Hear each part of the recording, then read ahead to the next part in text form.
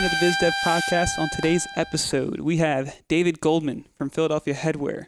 Thank you so much, David, for coming on out, and very excited to talk about your business and how you got started, and just your story, kind of how you got into the business. So, first question, let's begin. Can you give a brief description of your company? Sure. We are a headwear manufacturing, wholesale, and distribution.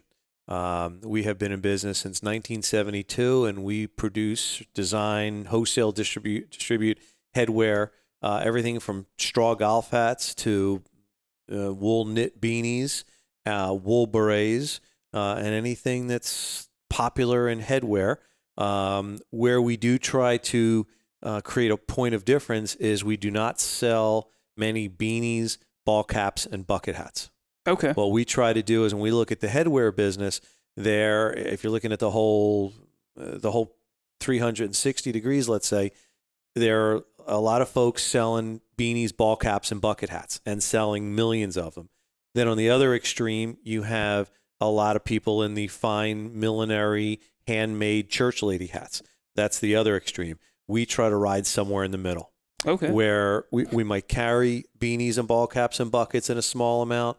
We might carry some real high-end ladies' church hats, Kentucky Derby hats, but where we go deep is really those functional, classic types of headwear.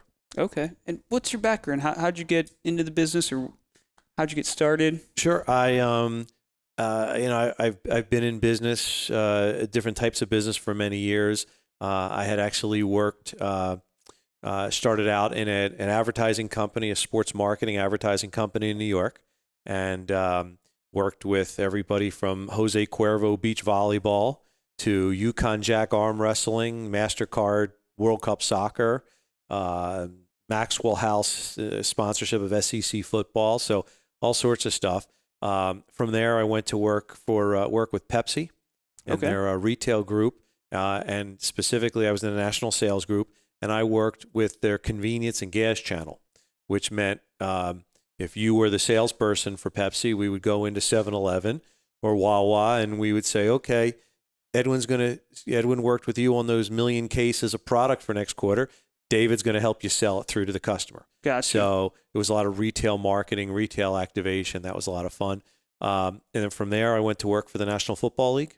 Wow. Up in New York, and was in New York the whole time for all this. And worked for the NFL in club marketing, and that was really club business development. So, in a sense, I was an NFL employee, but I would work with the Tampa Bay Buccaneers, the Houston Oilers, who became the Titans, when the Cleveland Browns came back, when the San Diego Chargers, the Jacksonville Jaguars. So I was kind of this in-house consultant as an NFL employee. I would go to those markets and work with those teams on their local business development.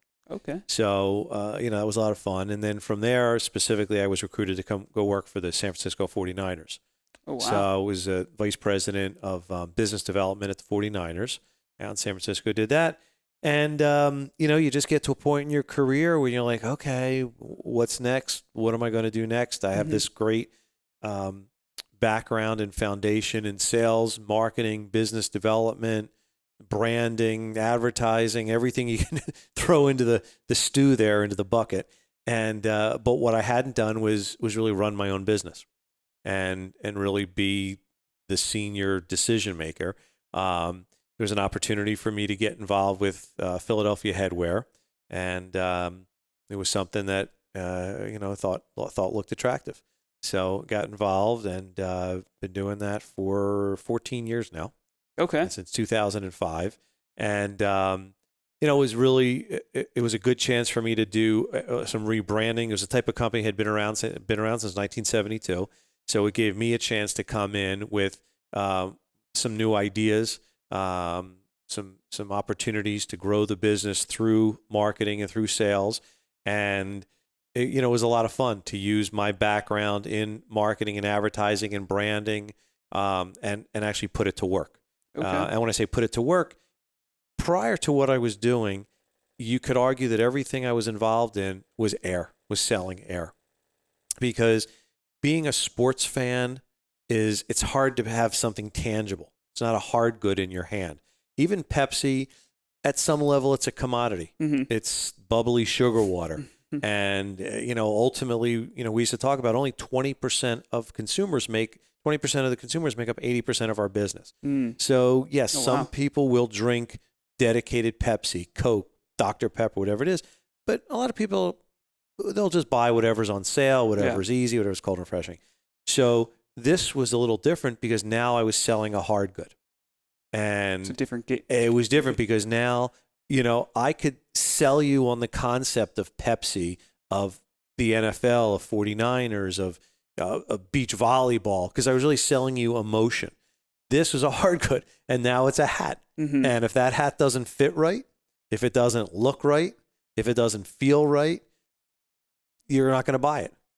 And so all of a sudden I had a hard good. And also I had to learn how to make a hard good. I mean, what I will say right now, learning manufacturing was probably one of the biggest ramp ups that I had. One of the most difficult ramp ups was manufacturing.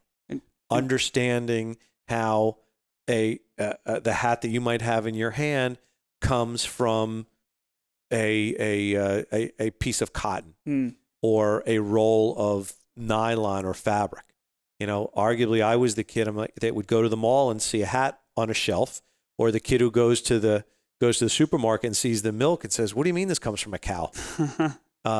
And so, the manufacturing was big, to understand that not everything is sitting in a warehouse in Georgia waiting to be shipped on Friday. As consumers, we don't, as I grew up too, from our standard of living, just as a consumer, you don't really think where'd all these products come from. It's really interesting how you mentioned that maybe aha moment to where it's like, wow, there's actually a whole process behind that. And to plan and the variables. And I think the other big learning for me was running a business. Okay. And it was the nickel and dime part of the business, and it was the cost of shipping, and how your insurance affects your bottom line. And there was some of the day-to-day operational pieces that I really had to learn could really affect your profit or loss in a business. Now, did you start as an employee, or did you start as a partner, or how? I started as a partner. Oh, okay. Yeah. Okay. So I came in at a senior level and was basically told, "Okay, we brought you in a senior level, make an impact, make it happen, more or less." Mm-hmm. Oh, awesome. So, as you learned the manufacturing process, what were some of the main issues, or when you learned, making a hat compared to seeing a hat? What was your process of learning that? Well, you can even take a step back and say, okay, what is our new item? What's the product that's going to be popular out there? And let's just say one of the things when I got involved, we didn't have any what I'll call outdoor adventure type headwear, athletic performance headwear. We started really pushing towards outdoor adventure, and we had a phrase at one point called "performance for your head," and it was that type of. So it was for running, for safaris. It was a lot of times there'll be running hats that are sold as a running hat, but they're just cotton hats. It's like an old hat that you had from college or something. Well, that's not a performance hat. Mm-hmm. That's not going to be moisture wicking. That's not going to be cooling. And as a runner myself, I knew there was a need for this. And it was very difficult to find a real running hat, good running hat. So we started developing running hats. Well, you had to decide which fabric to use. You had to decide on the cut, on the style, on the fit. How is it going to be finished and trimmed inside? What kind of a closure are you going to have on the back? Are you going to have mesh panels, the different mix of fabrics, the colors? Are you going to have reflective piping? So, I just laid out 12 different variables that you have to decide. It's not, nobody was handing me the finished product. I had to, and then was like, okay, how would I want to design the perfect running hat? And okay, I took all these 12 items, I wrote them down, I got to the bottom line, and then the question was, okay, how am I going to get this made? Mm-hmm. And, you really have to talk to people that have been through it. And some of it was people domestically, and sometimes it was going to the factories and talking about the fabrics, talking about the cuts, talking about the sizing. And and a lot of product development and trial and error.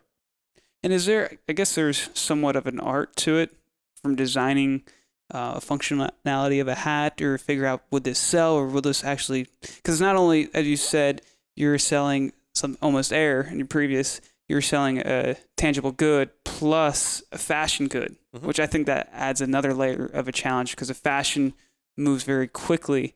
How was that process of, figuring out, okay, this is the art of me designing the hat itself? Or Well, very early on, I made a lot of mistakes by saying, okay, our hat is going to have X, Y, and Z.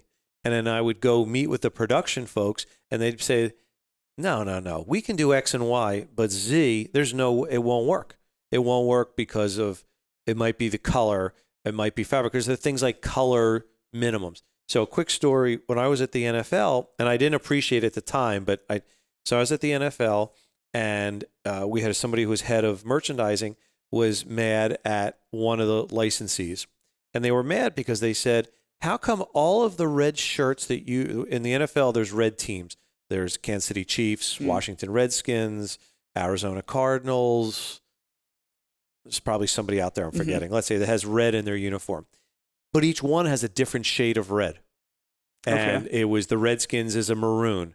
The Kansas City Chiefs is a cherry red. The Arizona Cardinals was a deep red or something, whatever you would be. But this one licensee was making shirts that it was the same red. And what the license, and then the marketing or consumer products director said, you can't do this. You're not following the brand guidelines. You're not following the team colors. And what the licensee said is, we don't sell enough product. I can't create a custom dye to match the Kansas City Chiefs red shade. And if I can't sell it, he said, because for me to do a custom dye would require me to have X amount of fabric, which would produce X amount of shirts that might be 100,000 shirts. And the licensee said, I can't sell 100. Nobody's buying 100,000 Kansas City Chiefs t-shirts. He said, so I'm not going to make. So what I learned, and at the time I was like, I don't get it. What do you mean? What do you mean? So now all of a sudden I'm in manufacturing. So I want to make this hat that has a special color and a special fabric. And my manufacturing partner said to me, you can't, because the color you want has to be custom dyed, and the quantity that you're looking for doesn't add up. It's even tougher in headwear because the amount of fabric needed for hats is very small. Okay. So, the minimums are higher. In a standard roll of fabric where you might be able to produce, let's say I'm coming up with 1,000 t-shirts, that same roll of fabric will produce 3,000 hats. So I have to be prepared to order 3,000 hats to match, those specific requirements. So, those are just things that you have to learn. And then there's subtleties of, without getting too granular, the sewing of the hat or the securing, because do you use 2 rows of thread or do you use 1? Do you, do you put a lining inside the hat? All those questions. It sounds so simple to say, oh, here's a hat, but there are so many different variables and so many different options to manufacturing that hat and getting it into your warehouse. It's a full-time job. Yeah, no, I can't imagine, just hearing with distribution, sometimes you hear dead stock. I couldn't imagine, going through that whole process of making a hat. It's the color, it's the exact spec, and then the customer doesn't like it. I mean, that just sounds. And that's even if you created a couple samples and the customer maybe order them, didn't. But sometimes you have to decide as a business person. I feel so strongly that this will be a successful product. I'm going to commit to producing 10,000 pieces, and hopefully I sell 80%. Is usually the number you would use. I want to be able to sell 80% of this product. And if you sell 8,000 pieces, it's a success. If you sell 10,000 pieces, it's a huge success. Yeah. But if you only sell 6,000 or 4,000, then you've got to say, oh, that wasn't a good decision. Yeah. And then you get into dead stock and leftover inventory. Which is never fun. Now, do you, with Philadelphia Headwear, do you maintain stock of certain styles, or is it mainly customized orders, or? Over the years, that has definitely evolved. For a Mhm. long time, we stocked a significant amount of inventory over a wide breadth of styles. Okay. And we had a huge warehouse. And one of the things when I came into the business, I said, how long has that stock been sitting there? Oh, that's been there about 5 years. I'm like, well, but that's 5 year, that's money that was invested. It's just sitting there waiting for someone to call. I said, when's the last time we sold any of it? Oh, we sold a little here, a little there. And I said, well, what are you waiting for? Like, oh no, it's going to sell. It's going to sell. If we wait long enough, it'll sell. So my strategy was, you know what? Let's take that stock and let's try to close it out, whether we sell it to existing customers or there are people in the closeout business, and let's sell it for 50 cents on the dollar. Now, there's some people that say, oh, you're giving up 50 cents on the dollar. But on the other hand, you're getting 50 cents on the dollar because the longer that stock sits there, the more you're out money. Yep. So theoretically, if you can take at least that 50 cents back and reinvest it and maybe get back to that dollar, you can do that. So where we used to have a lot of merchandise, now we've tried to. So there used to be a theory in the company that you had a wide range of product and you carried a little bit of everything. It was like a general store, it was like a variety store. My theory and where we've moved is going deeper with fewer. Okay. So instead of having this wide, this wide group of merchandise and having a little bit of everything for everybody, we've cut out a lot of the ends on if you think of it like a bell curve, we've cut out the ends and we've focused on the most popular items. And we've gone deep in those so that we never run out of that stock. So finding our top 25% of our sellers and making sure that we always have that in stock. Gotcha. And keeping those repeat orders for the customers. Yeah, and knowing there are certain items where we can look and we just keep selling them month after month, season after season, year after year. And we know that people are going to come back to us, and we have to make sure we have those in stock. That's awesome. That's really interesting. I mean, can't imagine like the balance of manufacturing products and working on that end, and also, stocking and making sure, the customer's inventory is in stock. And well, it is. And also our business operates on probably, let's say 40% of it is pre-orders. Okay. And then another 40% is at once orders. And then there's a 20% of sort of in the middle there. So I know that right now I have purchase orders that came in. I'm producing the goods and I'll ship the goods. There are other people that will call me up tomorrow morning and say, I need an order to ship immediately. And if I have it in stock, great. I ship it out and everyone's happy. If I don't have it in stock, then it becomes a little bit of a problem. Yeah. Now, either the customer has to wait for it, or because I have to produce it, I have to manufacture it, or they don't wait and they go somewhere else. Yeah, that's sometimes, I can imagine a customer says, hey, I need this yesterday, and kind of want to fulfill the need, and it can be challenging. Yeah. I could imagine. I mean, one of the things getting back to learning about manufacturing that I only joke is I should go teach or some of these colleges, some of these MBA programs, or even undergraduate in high school to teach manufacturing classes, production classes, because I run into some very smart, intelligent marketing folks, product managers who say, I have a great idea for a product or a great idea for an event or a promotion or an ad campaign, marketing campaign, and I need this hat and I need 1,000 of them and I need them by Friday and my budget's $1.50. Mm-hmm. And I say to them, like, wow, that's a great idea, but you're not going to get that quantity. You're not going to get it that fast, and you're not going to get it at that price. Oh, what do you mean? And because truly, there are people sitting in these beautiful office buildings all over the world that don't understand manufacturing and production. They all think that it's sitting in a warehouse in Georgia, in Kansas. It's 99 cents, and you can just ship it right away. And you try to explain to people about manufacturing and what it takes to manufacture the good, import the good, warehouse the good, the item, and their eyes start to roll back. Mm-hmm. And again, I learned that. I mean, I was one of those people, and they just don't understand what they want is not sitting in a warehouse waiting for them.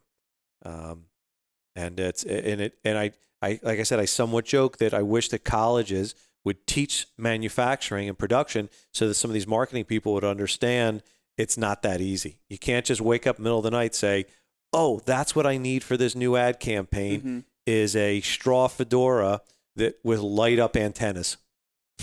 You know, Yeah, no, it's as we brought up before. That's like I didn't know, exactly like everything has to be made, and just you don't really think about that because our standard of living is so high, and just kind of have the instant gratification. It's well, hard to. well, there's some of that, and I think right now in the year 2019, there's the internet. Yeah. And you can go on the internet and you can probably Google straw fedora with light up antennas, and you'll find it available or something similar. Mm-hmm. And you just think, or if it's not even your personal life, you just need a pair of wool socks because you're going hiking. You go on the internet and you get wool socks. Yeah. So everybody thinks it's available and on the internet and every Amazon, everything's available right away. And a lot of times we'll have clients that will go on the internet, see an item, and say, well, if you can't supply it to me, I'm going to buy it from these people. Mm-hmm. And I say it to them, be careful because you really don't know who that company is, and you don't know if they're telling the truth, and you don't even know if they have that item in stock. Yeah. That's the other thing that has warped manufacturing and buyers nowadays at the internet. Interesting. So, what advice could you give maybe our listeners? Because the longevity of the company since 1972, that's a pretty long time. What advice could you give someone for that longevity, maybe if they have their own company? There's probably the good question. There's the esoteric. There's the big picture stuff that is not quantitative. Okay. It's the be honest. Make sure that you're communicating. Make sure that you're communicating properly. And when I say properly, it's to the right people, the right message. You're telling them the truth. Pay your bills. Going back to communicate often. Customer service is very important. Don't lie, don't deceive people. There's some of those pieces that have nothing to do with business strategy. Mm-hmm. I guess that's what I get to and I look at that. Again, there are some very smart people in this world that I've come across who are brilliant business people, but I wouldn't hire them. I wouldn't want to work for them. I wouldn't want to socialize with them mm-hmm. because I don't trust them. They don't do what they're going to say. They're not good communicators. They're not good people. So I guess the advice I give to people is there's the qualitative side of the business and there's the quantitative. And on the quantitative side, there's the make a good product, provide a good service, follow through. That old saying, under promise and over deliver. Mm-hmm. All those things happen. So I think that's important. And then there's that operation side. Make sure you're paying your bills. Make sure you're organized. Make sure that your employees are happy. Make sure you are rewarding your employees. Be honest with your employees. So I think those are probably the big three areas without drilling down too far. And I don't have any, great phrase or great saying. But again, it's about that communication and it's about servicing, and it's about the product or the service that you're providing to somebody. There's the customer service, then there's the actual act, and then and then internally, make sure you're paying your bills, you're paying your rent, you're paying your insurance, you're working with the bank. Just stay on top of that stuff because it can. Don't take anything for granted because it could wind up biting you on the backside. Yep. And it sounds like a lot of that I was thinking as you were describing it was reputation. Like a lot of, he's an honest guy. He pays his bills. He does what he says he's going to do. I feel like all that encompasses just your reputation within your industry or within your community. I think, for the listeners, they could take away, something like that is, if you're cheating, stealing, it's really going to affect your reputation. It takes years to build, mm-hmm. minutes to minutes to take it away, you know? Yeah, because I see it in the amount of business that we generate through word of mouth. Okay. And not only through word of mouth, but also through time. The people that have been customers of ours for 10, 20, 30 years, obviously they're coming back because they're satisfied. And that's great because there's a lot of truth to that. It takes $1 to generate a reorder. It takes $3 to generate a new customer. Mm-hmm. And that adds up after a while in time and money. That's awesome. And what could you what advice would you give our listeners if maybe they're thinking to start a company? Maybe they're thinking about it or on the fence, or they're tired of being a W-2. What advice might you give someone that's thinking about starting a business? It's it's a good question. It's a basic question. Yeah. I mean, everyone has to think about that. Some of it is you when I say, and I don't want to be like a lot of cliches, but you have to be able to work hard because none of it comes easy. And when I say work hard, it's not just the physical labor. It's the mental. It's the doing things yourself, especially if you're working for a company and corporations who there are areas of that business you took for granted. That who's paying the utility bills, who's printing up the business cards, who's following up on the bookkeeping. All that has to get done. So you really have to think through those areas of the business. It's great if you have a partner. And it doesn't have to be a 50-50 partner, but it's somebody else that you can talk to. And sometimes it's just brainstorming. Sometimes it's somebody to help you with the work, but it's somebody who's in the fight with you. I think that's areas that are important. Having a clear goal of what you want to accomplish and what your business does. That's also important because if you don't understand it, you don't believe it, how can customers? Yeah. So I think that's important. There are the basic things. Having a good message goes back to the communication. Having a good message. Also, there's a sense of hustling because if you're not self-motivated, if you're not willing to be proactive, it becomes very difficult. You have to go out there and fight for yourself. And whether that is arguing, and I say arguing, sometimes you have to confront somebody that you're working with. Maybe it's a vendor, it's a contractor, maybe it's a credit card company. Mm-hmm. I mean, it's amazing how much time I spend right now on operational issues with somebody somebody got a hold of our FedEx account number and was shipping on our account. Well, you have to get on the phone with FedEx and explain, no, that's not me. They want proof. They want to invest. You have to argue there. There was a question about PSE&G overbilled us for our air conditioning, for our electricity bill. I knew our bills were always $200 a month, $200 a month. All of a sudden it was $2,000. And so they, of course, they don't want to believe you. They think you're wrong. So you have to take the time. And so it's this diligence. It's this, multitasking. It's fighting for your rights. That is very important because it's so easy to start a business and say, okay, I'm going to start a babysitting business and I just want to babysit kids.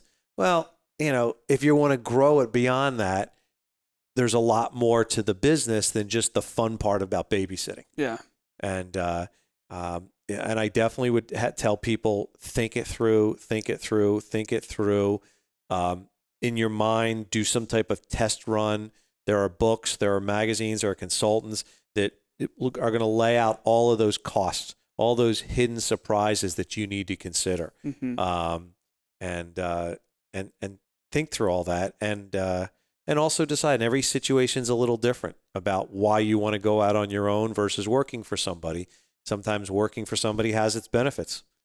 The electricity bill is hopefully paid for, and there's there's stress. There's coffee there. Yeah, there's coffee in the machine. You don't know how it got there. There's pens in the utility closet. You don't know how they got there.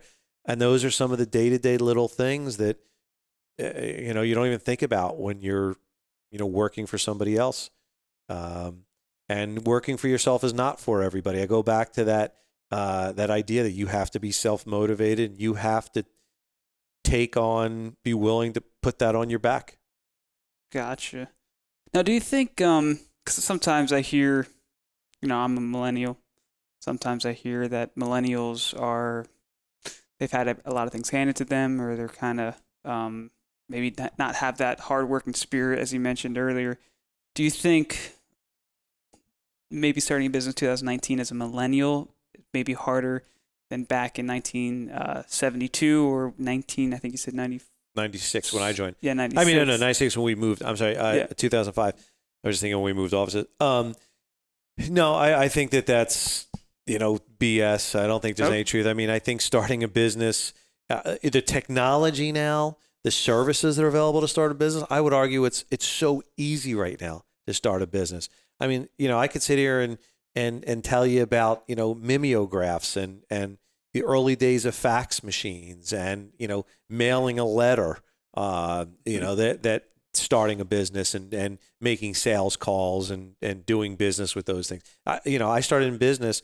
I mean, I'm older obviously, but we didn't have cell phones. Mm-hmm. We still used pay phones to call people. And so I would argue back then it was more difficult. So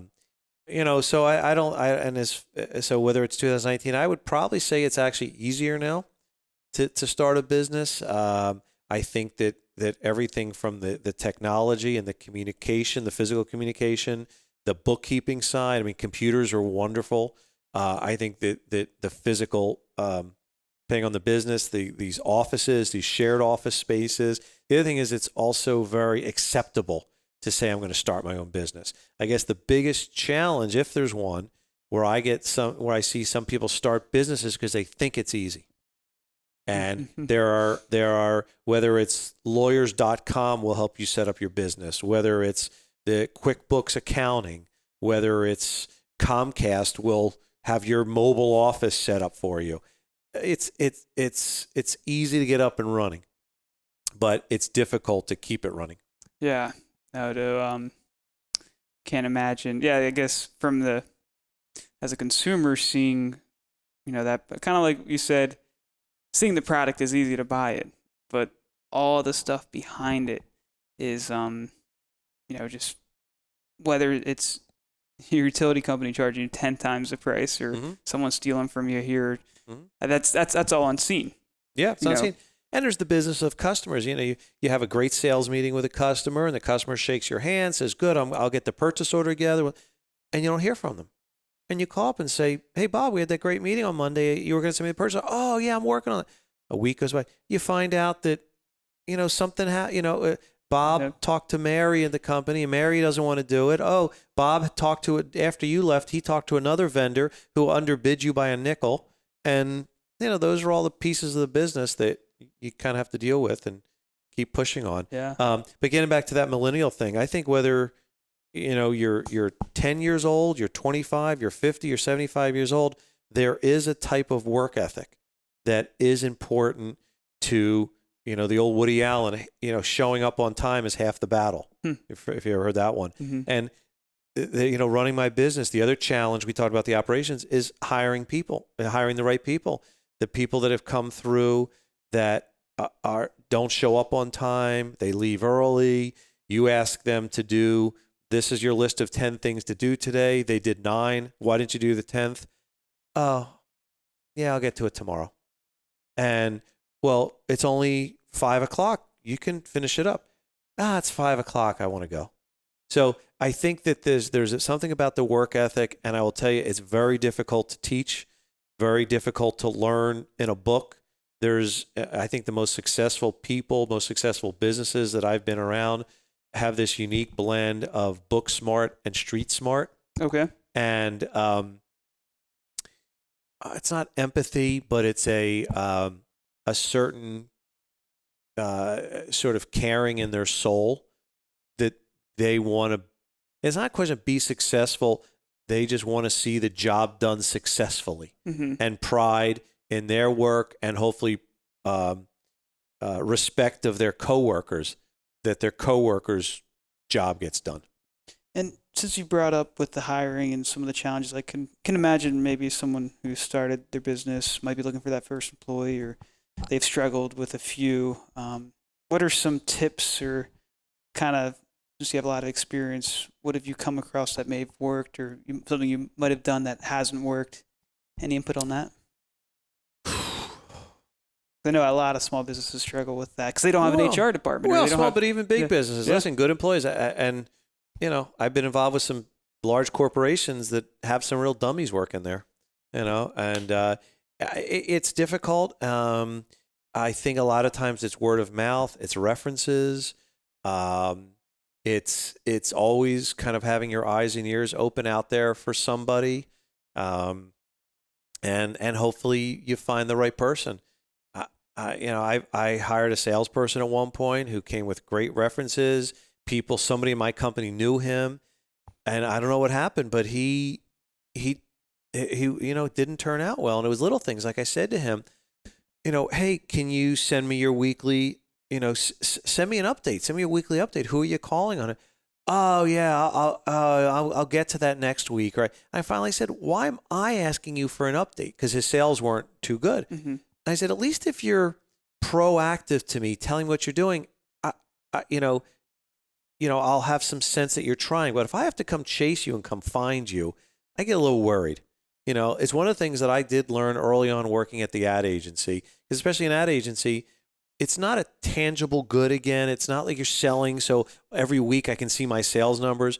So one of the things that I needed to do with my clients was be proactive and go to them with updates. Hey, here's what we did. We're working on the new sketches. We're working on the new storyline. We're working on the new layouts. We're going to have it for you in 2 weeks. We're going to have it for you here. Just want to give you an idea of what we're doing behind the scenes, because out of sight is out of mind. Yep. So you want to be in touch with people. You want to be proactive with them. And not from the sales side of things, not only does that ensure them, okay, my sales rep or my contact is on the ball, but that can spark up another conversation. Oh my goodness, this is so funny you called. I just got out of this meeting. Yeah. I feel like sometimes, in the sales mindset, going through the motions, I'll call them next week. But yeah, and I think getting back to the employees, it's sometimes there's certain people that I run into, and there's that little X factor. It's hard to say, because sometimes you'll meet somebody and their resume looks great. They've got all the right notes down, but you meet them and they're a complete dud. Yeah. And it's challenging. I can only imagine. So to one of our other questions, in the past 6 months, what was your biggest maybe aha moment, whether it's in the business or maybe even personally, if you care to share? If there's anything breaking, if there's one, it is the importance in running a small business and being in charge of the small business is you got to keep moving forwards. Mm-hmm.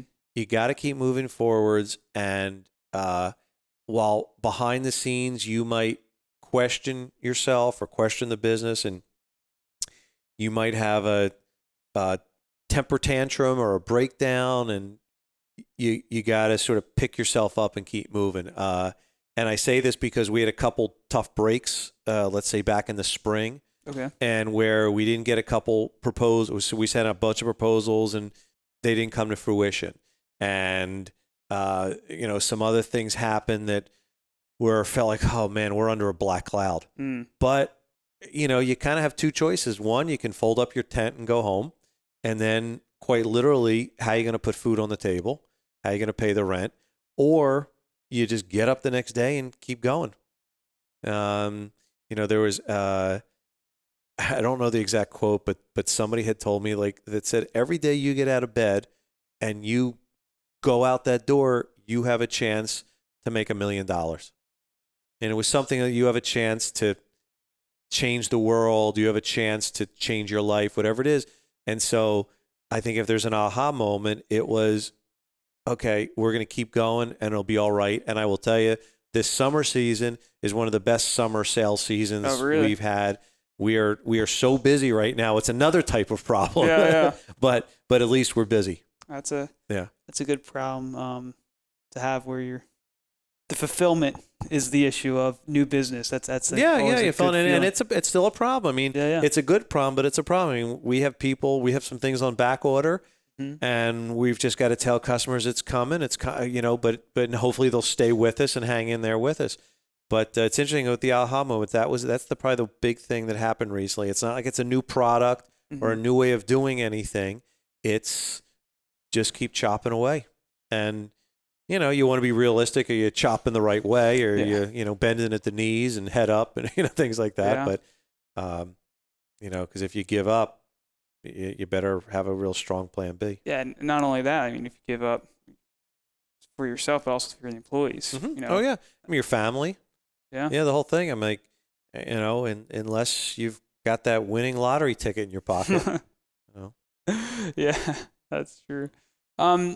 So within the years you've been in business, and also within the other companies, what maybe individual had the most impact in your life, or was inspiring to you? Whether it was someone you mentor, or maybe someone you read about, or I don't want to take the easy way out and say there is nobody. There are a lot of people. Okay. And it would be unfair to just highlight one or two. I mean, highlight and say this is the guy. I can tell you that there's a lot of. I've been fortunate to work with a lot of great people, and pull from a lot of these people. There was. I did work in boxing for a little bit. We didn't get too much, but I worked with a guy named Rock Newman, who was a boxing manager, and I worked with him. Riddick Bowe was the heavyweight champion of the world, and so I'd done some work with those guys, and had a chance to work with Rock. One of the things I learned from him is he was nice to everybody. I mean, here he was, this boxing promoter, and he came in contact with all types of people, race, religion, age, sex. He was nice to everybody, caring about everybody, and he could talk to everybody. We would be at Caesar's Palace in Las Vegas, and he's having business meetings with the most senior executives at Caesar's Palace. Then we would jump in the cab driver and jump in the cab, and he would talk to the cab driver like they were old friends. And that was one of the things I really took away from him. I had somebody else I worked with at the NFL, and one of the things that that he taught me was about negotiating. He and his point was both sides have to win. He said you can't have a negotiation where one side slaughters the other side and takes everything. He's like, we're not barbarians, and he's like, and his point was you can't do that because you don't want to make an enemy. You want to keep that relationship, because if you burn, it's like burning a bridge. And that happens it's so easy for that to happen in negotiations. I remember him saying both sides have to walk away. And it's funny because I think about that conversation. One of the things that I'll say to customers now, and they'll talk to me about price. Let's say, I want to order this, but can I get it at a better price? Can I just, one of the things I'll say to them, as long as we're both making money, we'll get a deal done. Just get me the purchase order, or agree to buy the 1,000 pieces. And I know I quoted you $10, but as long as I know you're going to buy these 1,000, don't waste my time and ask me to negotiate just for the fun. But if you want to buy 1,000 and $10 is too much, all right, I can make it work at $950. Can you, and hopefully it gets done. Yeah. So, he was a good one. He